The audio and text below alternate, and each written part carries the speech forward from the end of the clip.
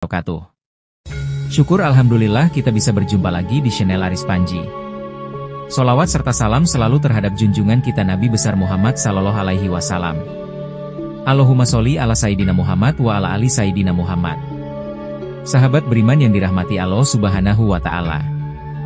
Di balik kilau peradaban manusia, tersembunyi kisah-kisah kelam tentang kota-kota yang pernah berjaya, namun kini tinggal puing.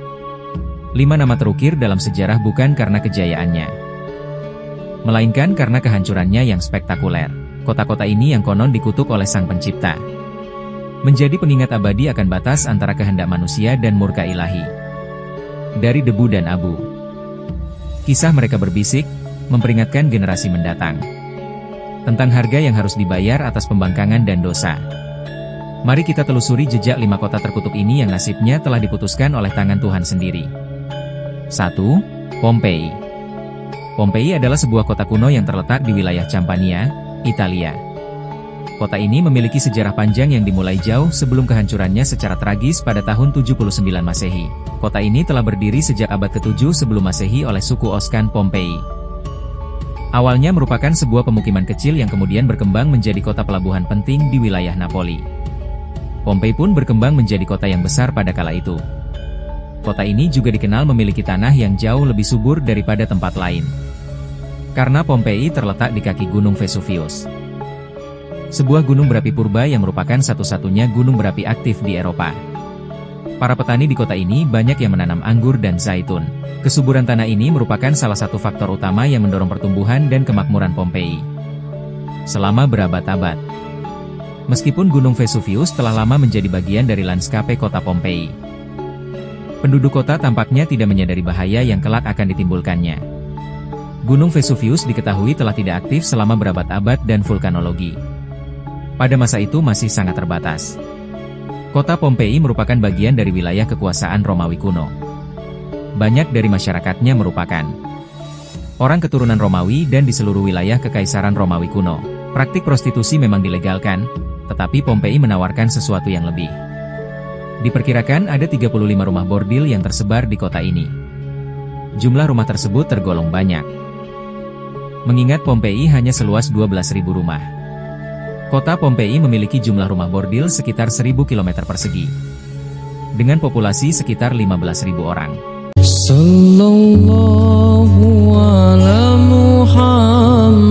Untuk menuju rumah bordil di jalanan Pompei diberi petunjuk arah berupa pahatan palus yang berbentuk alat kelamin laki-laki. Simbol itu untuk mengarahkan orang asing yang mungkin mabuk berat atau tidak bisa berbicara bahasa lokal. Praktik prostitusi biasanya dilakukan oleh para Buddha yang memasang tarif sangat murah dan bahkan tarif di kota Pompei ini jauh lebih murah daripada di wilayah Kekaisaran Romawi yang lainnya, dengan membayar setara harga seperempat gelas anggur. Setiap laki-laki yang datang ke Pompei sudah bisa memesan pelacur.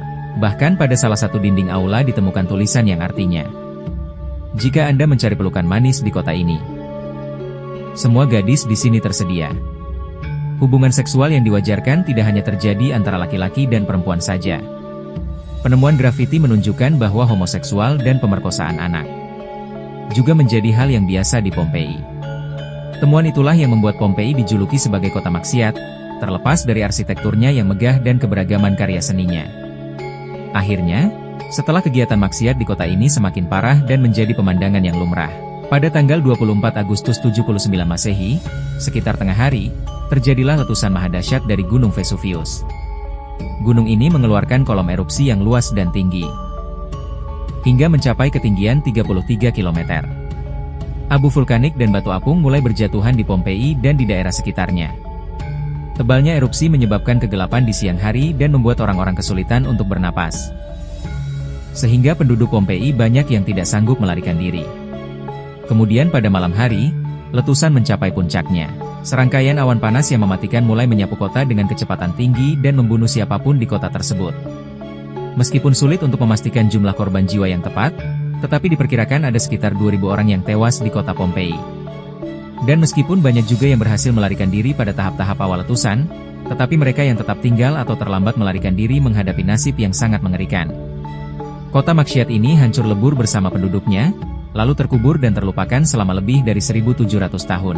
Ashabul Rajj adalah sebuah kaum yang hidup pada zaman dahulu. Kisahnya disebutkan dalam Al-Quran sebagai salah satu kaum yang mendapat azab dari Allah Subhanahu wa Ta'ala. Nama Ashabul Rajj secara harfiah berarti penghuni sumur atau pemilik sumur. Mereka tinggal di sebuah wilayah yang kini diperkirakan berada di antara Yamamah dan Hadramaut di Jazirah Arab.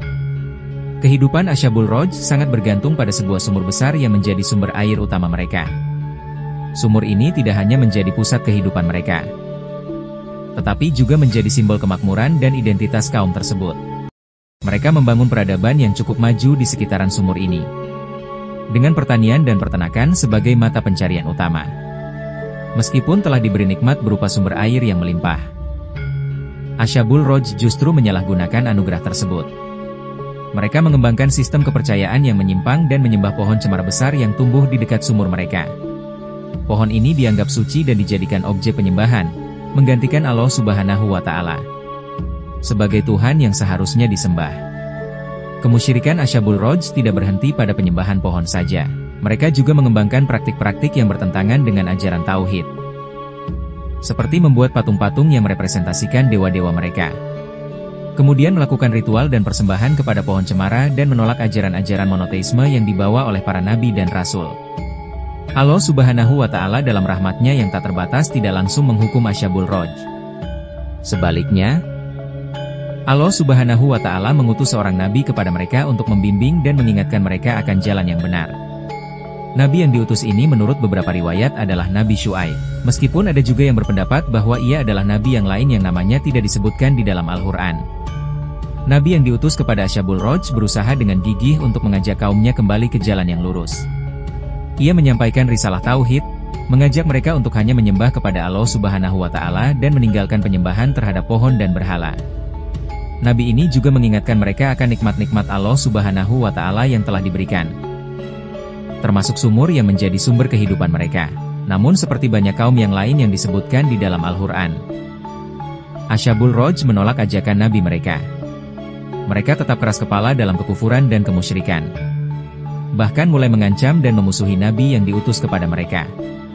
Penolakan ini berlangsung dalam waktu yang cukup lama, menunjukkan kesabaran Allah Subhanahu wa Ta'ala dalam memberi kesempatan kepada hamba-hambanya untuk bertaubat.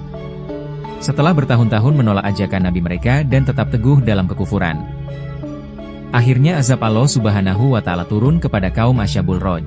Azab ini datang sebagai konsekuensi dari penolakan mereka yang terus-menerus terhadap ajaran tauhid dan ketekunan mereka dalam menyembah selain Allah Subhanahu wa Ta'ala. Menurut beberapa riwayat, azab yang menimpa Ashabul Rajj terjadi dalam beberapa tahap. Yang pertama, kekeringan dan paceklik. Allah Subhanahu wa Ta'ala mulai mengurangi curahan rahmatnya dengan menahan air hujan. Akhirnya terjadi kekeringan berkepanjangan. Tanaman-tanaman mereka mengering dan ternak mereka mulai pada mati kelaparan. Ini merupakan peringatan awal bagi Ashabul Rajj, namun mereka tetap tidak mengindahkannya. Kemudian pencemaran sumur. Sumur yang menjadi sumber kehidupan mereka tiba-tiba tercemar. Airnya berubah warna, berbau busuk, dan tidak layak dikonsumsi. Hal ini menyebabkan krisis air yang parah di kalangan Ashabul Rajj. Lalu adanya gempa bumi. Sebuah gempa yang dahsyat mengguncang wilayah tempat tinggal Ashabul Rajj. Gempa ini menghancurkan bangunan-bangunan dan infrastruktur yang telah mereka bangun selama bertahun-tahun. Dan yang terakhir, runtuhnya tanah. Puncak dari azab ini adalah ketika tanah di sekitaran sumur mereka runtuh, menelan seluruh kaum Ashabul Rajj beserta harta benda dan berhala-berhala yang mereka sembah. Sebagian riwayat menyebutkan mereka terperosok ke dalam sumur yang selama ini menjadi kebanggaan mereka. Kisah Ashabul Rajj ini disebutkan di dalam Al-Quran sebagai peringatan bagi umat manusia. Allah Subhanahu wa Ta'ala berfirman dalam surat Al-Furqan ayat ke-38-39. Dan kami binasakan kaum Ad dan Samud dan penduduk Rajj dan banyak lagi generasi-generasi di antara kaum-kaum tersebut. Dan kami jadikan bagi masing-masing mereka perumpamaan dan masing-masing mereka itu benar-benar telah kami binasakan dengan sehancur-hancurnya. Kota Sodom merupakan salah satu kota yang namanya diabadikan di dalam Al-Quran sebagai peringatan bagi umat manusia. Terletak di wilayah yang kini dikenal sebagai Lembah Sidim di sekitaran Laut Mati. Sodom menjadi simbol kehancuran akibat perbuatan maksiat dan penentangan terhadap perintah Allah Subhanahu wa Ta'ala. Kisah tentang kota ini dan nasib penduduknya menjadi pelajaran penting di dalam ajaran Islam tentang konsekuensi dari kekufuran dan perbuatan yang melanggar fitrah manusia. Menurut para sejarawan dan ahli tafsir, kota Sodom diperkirakan berada di wilayah yang saat ini termasuk dalam kawasan Jordania dan Palestina, tepatnya di sekitaran Laut Mati. Wilayah ini dikenal dengan kesuburannya pada masa lampau, dengan sumber daya alam yang melimpah. Al-Quran menggambarkan wilayah ini sebagai tempat yang penuh dengan kebun-kebun dan mata air. Sebagaimana disebutkan dalam surat Ad-Duhon ayat ke-25-26, betapa banyak taman-taman dan mata-mata air yang mereka tinggalkan, kebun-kebun serta tempat-tempat kediaman yang indah. Kesuburan tanah dan kelimpahan air menjadikan Sodom sebagai kota yang makmur secara ekonomi. Perdagangan berkembang pesat, dan kota ini menjadi salah satu pusat peradaban di kawasan tersebut. Namun di balik kemakmuran ini, tersimpan kerusakan moral yang sangat parah di kalangan penduduknya. Masyarakat Sodom dikenal karena perilaku mereka yang sangat menyimpang dari norma-norma kemanusiaan dan ajaran agama. Beberapa karakteristik utama dari masyarakat Sodom yang disebutkan di dalam Al-Quran dan hadis antara lain. Yang pertama, praktek homoseksual menjadi ciri khas yang paling menonjol dari penduduk Sodom. Al-Quran menyebutkan bahwa mereka adalah kaum pertama yang melakukan perbuatan ini. Sebagaimana disebutkan dalam surat Al-A'raf ayat ke-80-81. Perbuatan ini dianggap sebagai pelanggaran berat terhadap fitrah manusia dan hukum Allah Subhanahu wa Ta'ala. Yang kedua, adanya perampokan dan kejahatan selain penyimpangan seksual. Masyarakat Sodom juga terkenal dengan tindakan kriminal mereka. Mereka sering melakukan perampokan terhadap musafir yang melewati kota mereka. Bahkan, tindakan ini seolah-olah telah menjadi budaya yang diterima secara luas di kalangan penduduk Sodom. Kemudian Allah Subhanahu wa Ta'ala mengutus Nabi Lut alaihi salam kepada kaum ini untuk meluruskan fitrah mereka sebagai manusia, serta mengenal apa yang disukai dan tidak disukai oleh Allah Subhanahu wa Ta'ala. Sayangnya, mayoritas penduduk Sodom menolak dakwah Nabi Lut alaihi salam. Penolakan dan ejekan masyarakat Sodom menolak ajaran yang dibawa oleh Nabi Lut alaihi salam dan bahkan mengejek beliau. Mereka menganggap ajaran Nabi Lut alaihi salam sebagai hal yang aneh dan bertentangan dengan tradisi mereka. Menjelang turunnya azab kepada kaum Sodom, terjadi beberapa peristiwa penting yang disebutkan di dalam Al-Quran. Allah Subhanahu wa Ta'ala mengutus para malaikat dalam wujud pemuda-pemuda yang tampan untuk menguji kaum Sodom sekaligus membinasakan mereka. Para malaikat ini datang sebagai tamu ke rumah Nabi Lut alaihi salam. Nabi Lut merasa cemas karena mengetahui perilaku buruk kaumnya. Beliau khawatir tidak dapat melindungi para tamu dari niat jahat kaumnya. Berita tentang kedatangan tamu-tamu tampan ke rumah Nabi Lut menyebar dengan cepat. Kaum Sodom beramai-ramai mendatangi rumah Nabi Lut alaihi salam dengan niat untuk berbuat keji terhadap para tamu tersebut. Nabi Lut alaihi salam bahkan menawarkan kedua putrinya untuk dinikahi oleh kaum lelaki Sodom. Namun tawaran ini ditolak, menunjukkan betapa parahnya penyimpangan seksual yang telah mengakar dalam masyarakat Sodom. Para malaikat melihat kecemasan Nabi Lut dan kekeras-kepalaan kaumnya. Para malaikat akhirnya mengungkapkan jati diri mereka. Mereka memberitahu Nabi Lut alaihi salam bahwa mereka adalah utusan Allah Subhanahu wa Ta'ala yang datang untuk menyelamatkan Nabi Lut dan keluarganya yang beriman serta untuk membinasakan kaum yang durhaka. Setelah berbagai peringatan dan dakwah yang dilakukan oleh Nabi Lut tidak dihiraukan oleh penduduk Sodom, Allah Subhanahu wa Ta'ala akhirnya menurunkan azabnya. Proses turunnya azab ini dijelaskan di dalam Al-Quran dengan sangat detail dan mengerikan, menunjukkan betapa dahsyatnya hukuman Allah Subhanahu wa Ta'ala bagi kaum yang ingkar dan berbuat kerusakan di bumi. Al-Quran menyebutkan bahwa azab tersebut turun pada waktu subuh, sebagaimana disebutkan dalam surat Al-Hijr ayat ke-73. Bentuk azab-azab yang ditimpakan kepada kaum Sodom dijelaskan di dalam Al-Quran dalam berbagai bentuk. Yang pertama, hujan batu. Allah wa Ta'ala menurunkan hujan batu dari langit yang menghancurkan kota Sodom. Ini disebutkan dalam surat Al-Hijr ayat ke-74. Kemudian yang kedua, kota Sodom juga diguncang dengan gempa yang dahsyat. Ini disebutkan dalam surat Al-A'raf ayat ke-78. Dan yang terakhir, Al-Quran juga menyebutkan adanya suara yang mengguntur yang mengiringi azab tersebut. Sebagaimana disebutkan dalam surat Al-Hijr ayat ke-73. Sebelum azab diturunkan, Nabi Lut dan para pengikutnya yang beriman diperintahkan untuk meninggalkan kota. Mereka diselamatkan oleh Allah Subhanahu wa Ta'ala sebagai rahmat bagi orang-orang yang beriman. Namun istri Nabi Lut alaihi salam yang tidak beriman ikut dibinasakan bersama penduduk Sodom lainnya. Satu hal yang paling mengerikan dari azab yang ditimpakan kepada Sodom adalah pembalikan kota tersebut. Al-Quran menyebutkan bahwa Allah Subhanahu wa Ta'ala membalikan kota Sodom menjadikan bagian atasnya di bawah dan bawahnya di atas. Ini menunjukkan kehancuran total yang dialami oleh kota tersebut. Pada suatu hari di desa Legetang, Warga melihat ada banyak sekali binatang-binatang liar yang berkeliaran di sekitaran jalan desa. Yang entah tidak tahu binatang-binatang ini berasal dari mana. Ada monyet, kera, babi hutan, dan masih banyak binatang yang sebenarnya bukan berasal dari daerah desa itu. Akhirnya warga pun mencari tahu dari manakah hewan-hewan ini berasal. Dan didapatinya mereka ini adalah hewan yang tinggal di puncak gunung berasal dari Gunung Pengamun-Amun. Gunung ini berada agak jauh dari desa Legetang. Akhirnya dibentuklah musyawarah di desa Legetang untuk menyikapi peristiwa ini. Mereka pun menyimpulkan kenapa hewan-hewan ini turun gunung. Itu dikarenakan akan terjadi musibah besar. Iya, karena hewan-hewan dikatakan bisa memprediksi akan musibah di masa depan. Akhirnya para warga dari desa Legetang memutuskan untuk kerja bakti membuat paritan di lembah Gunung Pengamun-Amun. Karena mereka beranggapan bahwasannya akan terjadi longsor, maka mereka pun berangkat ke lembah gunung. Jarak antara desa dan lembah gunung ini dipisahkan oleh perkebunan warga. Jadi artinya jarak antara Gunung Pengamun-Amun dan desa Legetang itu lumayan jauh karena dipisahkan perkebunan dan lembah. Maka dibuatlah paritan itu dengan beramai-ramai oleh warga desa dengan maksud antisipasi bencana alam. Desa Legetang terletak di dataran tinggi Dieng, Kecamatan Batur, Kabupaten Banjarnegara, Jawa Tengah.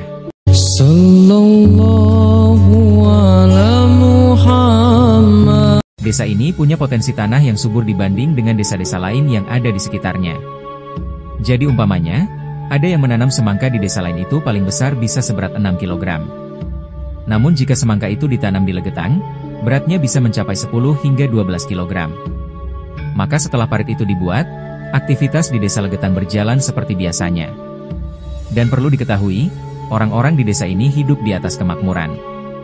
Artinya hanya sedikit saja orang yang miskin di desa ini. Ada banyak saudagar-saudagar kaya raya di sini. Mereka ini sering menghambur-hamburkan uangnya untuk hiburan. Jadi setiap malam mereka sering berjudi. Terus ada juga di beberapa malam, mereka menggelar kesenian lengger. Kesenian ini sering berujung pada tindakan asusila. Ini hanya terjadi di desa itu. Jadi setiap malamnya mereka ini dikatakan sering melakukan maksiat mulai dari judi, mabuk-mabukan, bahkan seks bebas. Dan bahkan kegiatan ini karena sudah rutin dilakukan, orang-orang di desa itu yang tidak ikut dalam kemaksiatan ini terkesan membiarkannya saja, seolah-olah itu adalah hal yang wajar. Dan ada juga sumber yang mengatakan tingkat maksiat di desa ini sudah melampaui batas. Bahkan ada anak yang bersetubuh dengan ibu kandungnya. Suara musik gamelan, suara orang-orang mengobrol kencang, dan suara orang tertawa terbahak-bahak terdengar di setiap malamnya. Tiba-tiba di suatu malam pada tanggal 17 April 1955, terjadi hujan yang sangat lebat.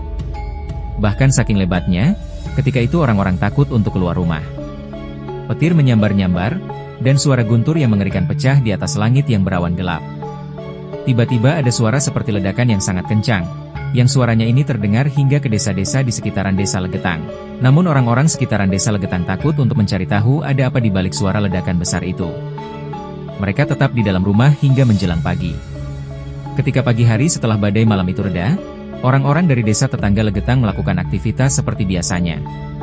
Mereka pergi mencari rumput jauh sampai di dekat desa Legetang. Dan betapa terkejutnya mereka ketika mengetahui bahwasannya, desa Legetang sudah rata tertimbun tanah. Tanah yang berasal dari puncak Gunung Pengamun-Amun. Di peristiwa ini ada sekitar 332 penduduk asli dan 19 orang dari desa lain meninggal dunia. Dikisahkan hanya 2 orang saja yang selamat dari peristiwa itu.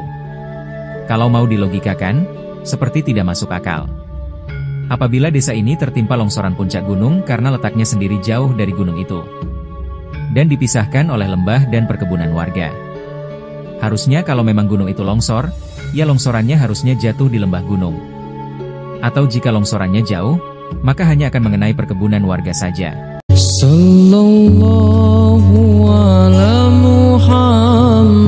Lagi pula, 70 hari sebelum musibah ini terjadi, warga sudah membuat parit yang dalam untuk sikap antisipasi akan longsor di kemudian hari.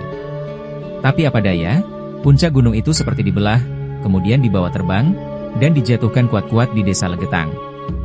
Banyak yang beranggapan bahwa musibah ini adalah azab dari Allah Subhanahu wa Ta'ala, karena tidak masuk secara nalar manusia. Namun ada juga yang bisa menjelaskan musibah ini sebagai fenomena alam yang bisa dideskripsikan secara ilmiah. Tapi penjelasannya dirasa kurang masuk akal dan seolah-olah hanya cocok logis saja. Warga desa di sekitaran desa Legetang yang tahu akan medan dan jarak lokasi antara puncak Gunung Pengamun-Amun dan desa Legetang pun masih dibuat bingung. Kenapa hal ini bisa terjadi kalau bukan karena azab Allah Subhanahu wa Ta'ala sudah sampai kepada kaum ini? Akhirnya, tak ada yang tersisa kecuali Allah Subhanahu wa Ta'ala binasakan. Madain Saleh, yang juga dikenal sebagai Al-Hijar, adalah salah satu kota kuno yang paling misterius dan penuh sejarah di wilayah Arab. Berlokasi di barat laut Arab Saudi, kota ini merupakan situs arkeologi yang menjadi saksi bisu kejayaan masa lampau dari kaum Tsamud, yaitu salah satu bangsa kuno yang pernah mendiami wilayah tersebut. Dalam sudut pandang Islam, Madain Saleh memiliki makna yang sangat mendalam terutama terkait dengan kisah kehancuran kaum Tsamud akibat pembangkangan mereka terhadap perintah Allah Subhanahu wa Ta'ala. Madain Saleh adalah salah satu kota penting yang didirikan oleh kaum Tsamud, sebuah bangsa Arab kuno yang sangat terkenal dalam sejarah Islam. Kaum Tsamud adalah keturunan dari kaum Ad, yang juga merupakan kaum yang dihancurkan oleh Allah Subhanahu wa Ta'ala karena kedurhakaan mereka. Kaum Tsamud terkenal karena keahlian mereka dalam memahat gunung-gunung batu menjadi rumah dan istana yang megah. Keindahan arsitektur mereka tercermin dalam peninggalan-peninggalan yang masih dapat kita lihat hari ini di wilayah Madain Saleh. Di dalam Al-Quran, kaum Tsamud disebutkan sebagai salah satu umat yang diberi banyak nikmat oleh Allah Subhanahu wa Ta'ala. Namun mereka tidak bersyukur dan malah berpaling dari jalan yang benar. Allah Subhanahu wa Ta'ala mengutus Nabi Saleh alaihi salam kepada kaum Tsamud untuk mengajak mereka kembali ke jalan yang benar dan meninggalkan segala bentuk kemaksiatan yang mereka lakukan. Nabi Saleh alaihi salam adalah seorang nabi yang penuh kesabaran dan kebijaksanaan. Beliau diutus untuk membawa pesan tauhid kepada kaum Tsamud dan memperingatkan mereka tentang azab yang akan datang jika mereka terus dalam kesesatan. Salah satu faktor utama yang menyebabkan kehancuran kaum Tsamud adalah perilaku maksiat dan penyimpangan mereka dari ajaran Allah Subhanahu wa Ta'ala. Kaum Tsamud adalah bangsa yang diberi banyak kenikmatan duniawi. Namun mereka tidak menggunakannya untuk bersyukur kepada Allah Subhanahu wa Ta'ala. Mereka justru terjerumus dalam berbagai bentuk kemaksiatan seperti penyembahan berhala, penindasan terhadap orang lemah, dan kehidupan yang penuh dengan kemewahan dan kesenangan duniawi. Kaum Tsamud menyembah berhala-berhala yang mereka buat sendiri dan menganggap bahwa berhala-berhala tersebut memiliki kekuatan untuk memberi mereka perlindungan dan keberkahan. Mereka lupa bahwa segala sesuatu yang ada di dunia ini adalah ciptaan Allah Subhanahu wa Ta'ala dan hanya kepadanya lah mereka seharusnya menyembah dan memohon perlindungan. Selain itu, kaum Tsamud juga terkenal karena kesombongan mereka. Mereka merasa superior karena kekayaan dan kemampuan mereka dalam membangun kota-kota megah dari gunung-gunung batu. Kesombongan ini membuat mereka menolak ajaran yang dibawa oleh Nabi Saleh alaihi salam. Bahkan mereka mengejek dan menentang peringatan yang diberikan. Sebagai bentuk kasih sayang Allah Subhanahu wa Ta'ala kepada kaum Tsamud, Allah Subhanahu wa Ta'ala memberikan sebuah mukjizat melalui Nabi Saleh alaihi salam, yaitu seekor unta betina yang keluar dari batu besar sebagai tanda kebenaran ajaran yang dibawa oleh Nabi Saleh alaihi salam. Unta tersebut adalah unta yang sangat istimewa yang memiliki air susu yang cukup untuk memberi minum seluruh kaum Tsamud. Allah Subhanahu wa Ta'ala memerintahkan agar kaum Tsamud tidak mengganggu unta tersebut dan membiarkannya hidup bebas di antara mereka. Namun, meskipun telah diberikan tanda kebesaran Allah Subhanahu wa Ta'ala, kaum Tsamud tidak percaya dan malah semakin menentang. Mereka merasa terancam dengan keberadaan unta tersebut, terutama karena Nabi Saleh alaihi salam meminta agar mereka membagi hari untuk mengambil air dari sumur. Jadi satu hari untuk unta dan satu hari untuk mereka. Keserakaan dan kebencian terhadap kebenaran membuat mereka berencana untuk membunuh unta tersebut. Akhirnya, beberapa orang dari kaum Tsamud yang paling durhaka membunuh unta mukjizat tersebut. Pembunuhan unta ini menjadi puncak dari pembangkangan mereka kepada Allah Subhanahu wa Ta'ala dan menjadi tanda bahwa mereka telah melampaui batas dalam kedurhakaan. Nabi Saleh alaihi salam sangat berduka atas perbuatan mereka dan memberi mereka peringatan terakhir bahwa azab Allah Subhanahu wa Ta'ala akan datang dalam waktu 3 hari jika mereka tidak bertaubat. Seperti yang diperingatkan oleh Nabi Saleh alaihi salam, azab Allah Subhanahu wa Ta'ala pun datang setelah 3 hari. Allah Subhanahu wa Ta'ala mengirim sebuah gempa bumi yang dahsyat yang menghancurkan seluruh kota Madain Saleh. Gempa tersebut diikuti oleh suara yang sangat keras yang menyebabkan kematian seketika bagi seluruh penduduk yang durhaka. Dalam sekejap, kota yang megah tersebut hancur dan menjadi reruntuhan, meninggalkan pelajaran bagi umat manusia yang datang kemudian. Al-Quran telah jelas mengingatkan kita tentang nasib kaum Tsamud dalam beberapa ayat, salah satunya dalam surat Al-A'raf ayat ke-78. Maka mereka dibinasakan oleh gempa yang dahsyat, lalu jadilah mereka mayat-mayat yang bergelimpangan di tempat tinggal mereka. Ayat ini menggambarkan betapa dahsyatnya azab yang ditimpakan kepada kaum Tsamud sebagai akibat dari kedurhakaan mereka. Tidak ada satupun mereka yang selamat kecuali orang-orang yang beriman dan mengikuti ajaran Nabi Saleh alaihi salam. Lebih dan kurangnya mohon dimaafkan yang benar datangnya dari Allah Subhanahu wa Ta'ala. Khilaf atau keliru itu datangnya dari saya pribadi sebagai manusia biasa. Sampai ketemu di kisah-kisah seru yang penuh makna selanjutnya. Saya akhiri. Wassalamualaikum warahmatullahi wabarakatuh.